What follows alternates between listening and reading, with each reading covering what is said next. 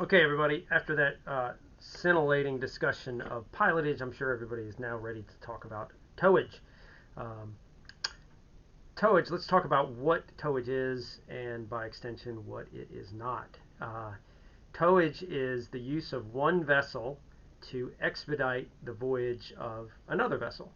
Um, that can be either towing a vessel that otherwise has means of power and propulsion, or, as is often the case, much more often in inland waters, the towing or pushing of a barge, which has no means of propulsion and instead relies upon a towing vessel to provide that means of transportation.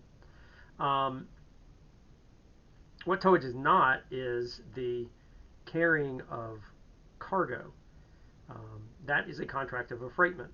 If the contract is to move another vessel, then it's towage. If the contract is to transport goods, then it is a contract of affreightment. It's related to cargo. Let's talk about basic terms for towage. The towing vessel is usually called a tug, and the vessel being towed is called the tow, not surprisingly. So you've got the tug and the tow, and the tug is pulling, or in some cases pushing, the uh, the tow. Um, in the instance of ocean-going tows, you usually see the tug pulling a tow from behind it. So you've got the tug in the front, lines feeding back towards the vessel, or in some cases the barge. You don't really see much barge traffic in ocean-going tows. That's usually on inland waters because barges, by kind of definition or by nature, have a very low freeboard. The freeboard is the distance from the water level up to the main weather deck. And low freeboard like that means it's susceptible to water coming over the side. And of course, water coming over the side is a big no-no because water gets down into void spaces, causes it to be heavier, causes it to sink. So that's why you don't really see too many barges, as it were, in open waters. That's usually in inland waters where there's much less wave action. So that's a seagoing tow. In an tow in inland waters, you will usually see the tug pushing the tow, so they're behind. Um, in a inside of a harbor, like the Port of Savannah, the channel where the vessels are brought up from anchorage out at Tybee up to the Garden City terminal, those tugs will usually be alongside.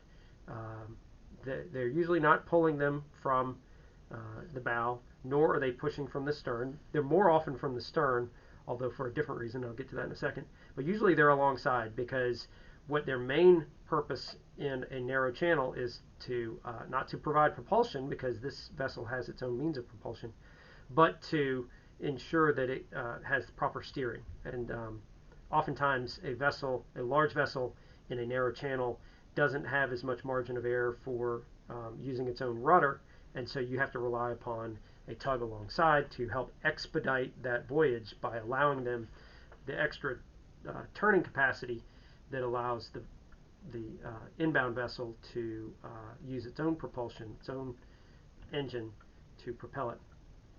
So in a harbor, the tug is usually alongside. In some instances, you'll have a tug on the stern, and it'll have a line to the stern of the vessel, the inbound vessel, and it will actually be pulling that vessel back to keep it from going too fast, right? And then you've got another tug up on the bow that is either pushing it one way or the other in order to keep it slow but also on course. And so oftentimes in big vessels you have two tugs like that. They're called assist tugs. Um, there's an articulated tug barge, and that is, I don't really know what articulated means, other than it usually just has a notch in the stern of the barge, and the tug fits right up into that notch, and it's usually, semi-permanently attached into that notch through use of a pin, and that connects it so that it's really, really difficult for the barge to break away from the tug. And it's right nestled up into it, kind of fits just snugly in there, and it allows a little bit more ease of turning that barge than you get when it's just flat on flat like that. Another type of vessel that is often referred to as a tug would be an offshore supply vessel or offshore service vessel. Those are vessels that usually you see in the Gulf and out on the West Coast where there are offshore mineral exploration. Mineral exploration, we all know, means oil exploration. And they often have additional capabilities beyond just a normal tug. They also have firefighting capabilities, and in addition to their ability to tow, and they typically will have a capability to carry some equipment out there. So they would actually act sort of as a hybrid between a carrying vessel and a towing vessel.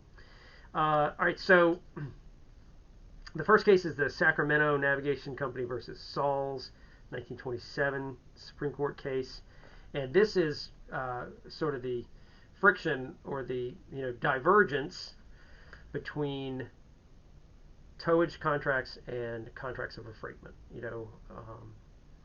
How do you distinguish between the two? And the sort of novel argument that is made by the claimant in the Sacramento Navigation case is in reference to the bill of lading. It says that the bill of lading references that the cargo will be on the barge, and therefore the only carrying vessel is the barge, not the tow. Think of the barge as the tow and not the tug. Trying to turn this into a cargo case as opposed to a towage case. And they argue that the contract was for the purpose of towing a barge, not the goods on the barge. The court didn't give much credence to that argument, said no, this is a towage contract.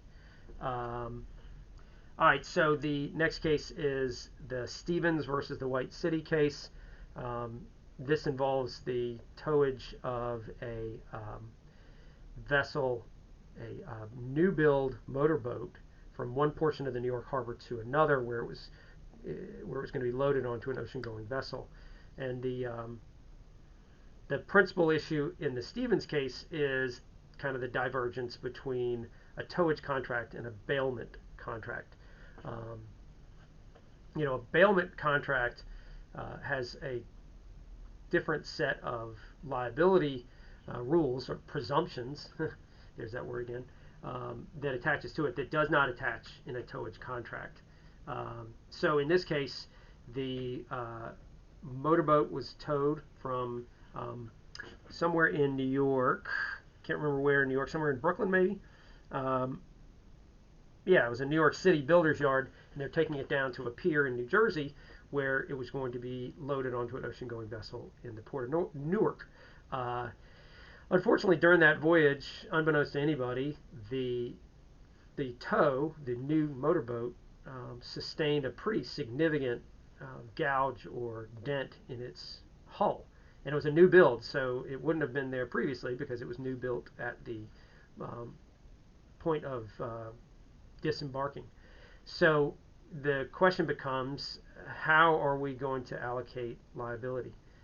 Are we going to use the bailment rules, which are kind of similar to what we know on the prima facie case for a COGSA cargo dispute, where if something is presented to the carrier in good order and condition and it arrives at its destination in less than good order and condition, then there is a prima facie case, and it then falls to the COGSA carrier to show that the damage falls within an accepted cause, or the cause of damage falls within one of those accepted EXCEPTED causes. So the question becomes, will that same set of presumptions apply in a towage situation? Keeping in mind that if you go with a bailment contract, if you call this a bailment contract, and that presumption that arises, in a mystery cause case like this, or mystery damage case like this, where nobody knows what it is. There's some language in there about how they suppose it came from a piece of driftwood, which is not uncommon in the area traversed by this vessel, that it would fall upon the tug to determine what the cause of the damage was. Whereas if it's a towage contract, then no such presumption arises, and in a mystery damage case like this, the party that's out of luck is the tow, right? So the 2 points that kind of arise from this decision is that a tug is not considered a bailee of either the tow or its cargo, and so unlike a cognizant situation or a bailment situation, receipt of the tow in good order and condition does not give rise to the presumption of negligence that you would see in those other instances. So this is a very, tug-friendly law that puts the onus on the tow owner to determine and show to the court what the cause of the damage was. So let's see. Keep in mind what we discussed about how you may need to be able to distinguish between something that is a contract of affreightment, which is for the carriage of cargo, from a towage contract, and that's where these cases typically intersect or overlap. How's that? I just made up a new word. Oversect. That's where something intersects and overlaps. Oversects. Okay. The last case, mercifully, is the BISO case. And for the sake of brevity, we don't really need to go into the facts of it. BISO is close to one of those cases you should know the name of, that we've talked about throughout the year. It's not quite as important as maybe the Robbins Dry Dock or Executive Jet and Sisson v. Ruby, but most maritime practitioners know about BISO because it stands for a very easy to remember black letter rule, and that is that attempts by the tug to exculpate itself, to insulate itself from any finding of liability for its own negligence, its own sole negligence, that clauses to that effect will not be enforced. And at one point they may have been, but as of 1955, the court looked at examples in other industries and other areas of the law where those types of exculpatory contracts that effectively leave one party with no repercussions whatsoever for any of their negligent acts, that those kinds of contracts are deemed to be against public policy. And I keep going back to this point, this concept, the concept of moral hazard. A moral hazard situation is one where a party acts with impunity. And when I say impunity, I mean they have no exposure to liability for their own conduct. And what does that do? Of course, it discourages safe conduct and it encourages reckless behavior. Because why would somebody, mind their P's and Q's on safety if they know that there's no real legal consequence? There's, of course, obviously commercial, market-based consequences for being an unsafe operator. But in the eyes of the law, there's really no consequence for when the beneficiary of an exculpatory clause is sued. So that's why there is this public policy against upholding exculpatory clauses like that which the tug owner in the BISO case tried to enforce. So there were two aspects of the BISO towage contract that created, coming at it two different ways, that created the exculpatory provision. One was that the towing movement shall be at the sole risk of the barge. And of course, in 90% of barges out there, there's no deckhand or crew on the barge itself. So the owner of the barge or the equipment or the goods or whatever are on the barge, they don't typically have anybody on the barge. So it's difficult to envision how the barge interest could have caused, let's say, a collision on the Mississippi when a tug and barge run into a bridge or run into another, tug. If there was nobody from the barge there directing operations, how is it that they should be responsible for, negligence? But this puts the proposed or the provision in the BSO contract would place solely on the barge owner the risk of any such damage. The second is this is equally counterintuitive. It's a provision that says the tug crew should be considered the agents or servants of the barge. I mean, I guess I can understand in a very academic sense how the tug is working for the benefit of the barge because they're performing this contract whose beneficiary is the owner of the tug, but they are ultimately the agents of the tug company, not the barge company, because the tug company is the one who supervises them and directs the time, manner, and method of their duties. So unfortunately, there is no statutory rule that says such exculpatory clauses are against public policy. And so at the outset, Justice Black had to point out that a refrain that we've heard often throughout this course, and that is in the admiralty world, there is a heavy reliance upon judge-made law. Right? Judges often have to supply the law because there's not as much congressional input on these maritime industries and maritime regulations, leaving to judges to have to fill the gaps there through decisional rules as opposed to statutory rules. That's where Justice Frankfurter, in his dissent, kind of disagreed, and the sort of purpose of his dissent, which with the benefit of hindsight, looks really kind of antiquated. Because exculpatory clauses have become so disfavored in the meantime, and Georgia has plenty of rules, judge-made and statutory, that say that such exculpatory clauses are unenforceable, particularly in construction. Those are invalid.